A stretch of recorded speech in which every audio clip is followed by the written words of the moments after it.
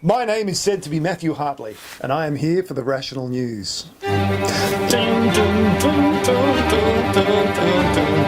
And right now, what we're going to talk about is illegal holiday letting in Byron Bay and many other places around Byron Shire and the great state of New South Wales. Now, this isn't running a B&B and this isn't running a hotel.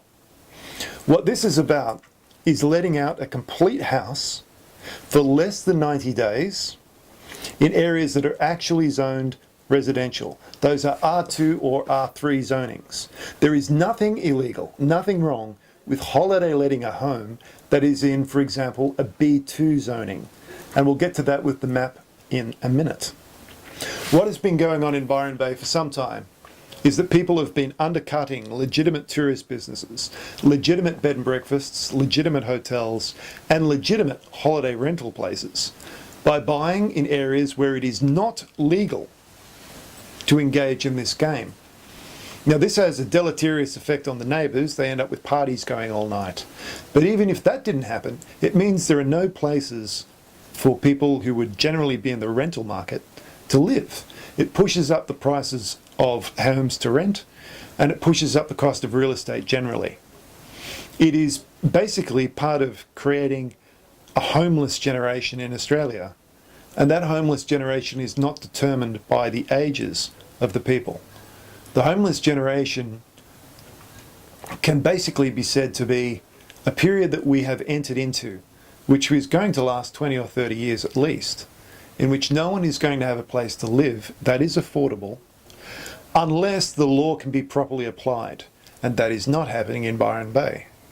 Take a look here at 57 Shirley Street.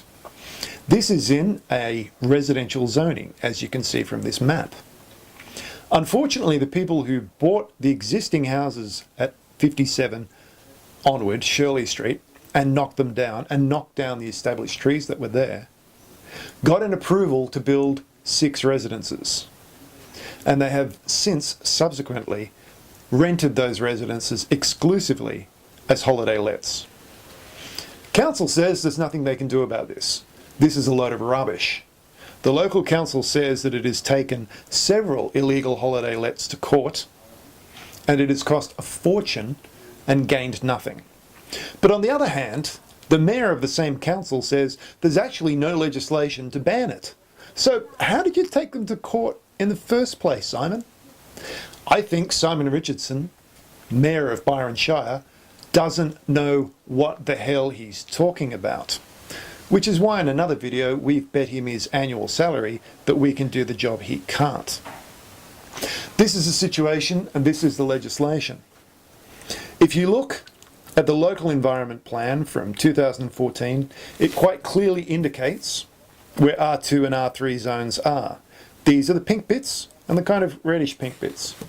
There are also some white bits which are deferred matters, and they remain under the old LEP from 2008, from memory.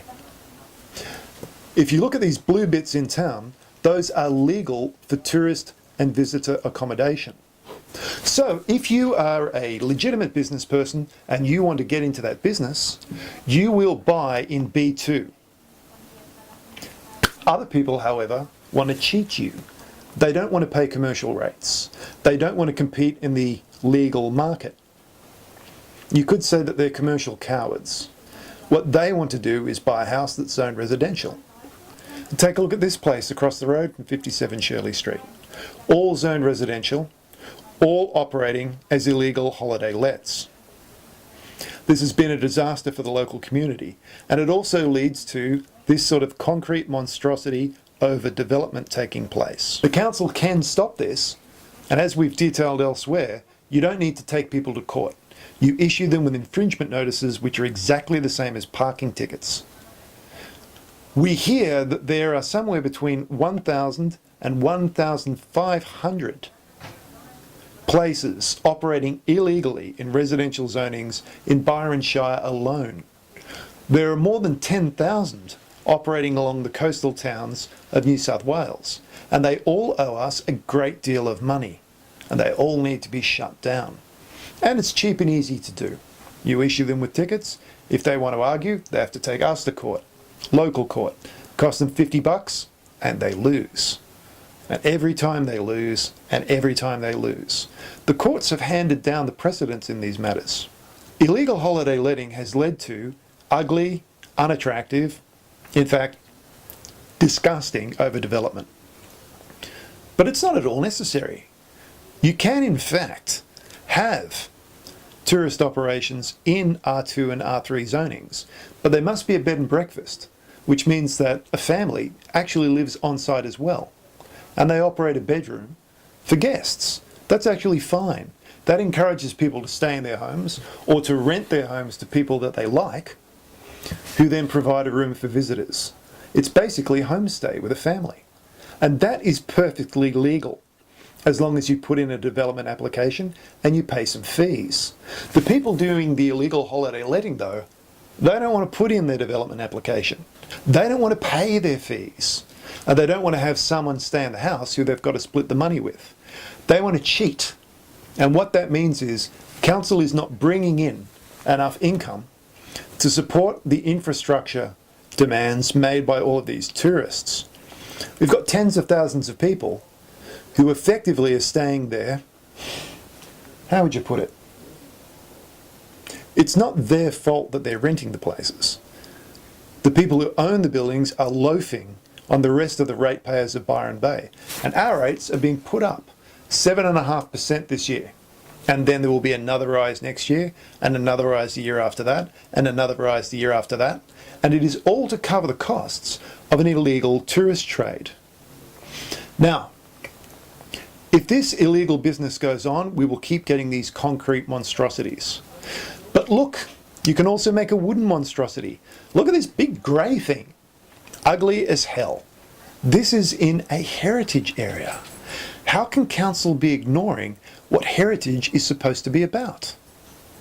Take a look at this little place. This is in a heritage area. That's a heritage building. And look at this thing across the street. Whatever you think about the merits of this building, it hardly fits in a heritage area. So what has council been doing? There are other developers who show you the right way to do it. Look at these places. They're nice, they're popular, they've got extensive gardens, and look what's just across the track. You may or may not like bushland, you may or may not like nature, but you tend to think that people coming to Byron Bay are into those things. We can have a corridor of trees, or we can have a corridor of concrete. Unfortunately, it's not up to us to decide. It's up to the council to do the job. They're in that position for the next 4 years. Now, let's go downtown and take a look. In the B2 zoning. This is the blue bit where the holiday letting is supposed to be. And what do we see? There are plenty of single-story buildings that could be developed into 2 and even 3-story. Put nice verandas on them. This place would be a pedestrian zone and a cycle zone. It would reduce the total amount of traffic in the town. That's what good planning is supposed to do. Byron Bay has good plans. New South Wales has good legislation.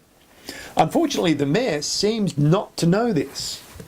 I would hate to say that the mayor is deliberately denying the truth and deliberately pretending that the legislation doesn't exist. Surely that can't be right. As long as things are allowed to go crooked, everything will go horribly wrong. The public will be short of money and short of amenity. People will be thrown out of their homes by an ever-expanding illegal trade. I have personally seen towns in Switzerland where absolutely nobody lives. Nobody. The entire place has been turned over to tourists, and there are just a few people who drive in from far away to clean the bathrooms and empty the bins. This is not community. This is exploitation of community. It is wrong, and it is easily fixed. My name's Matthew Hartley for The Rational News, and I hope to be seeing you soon.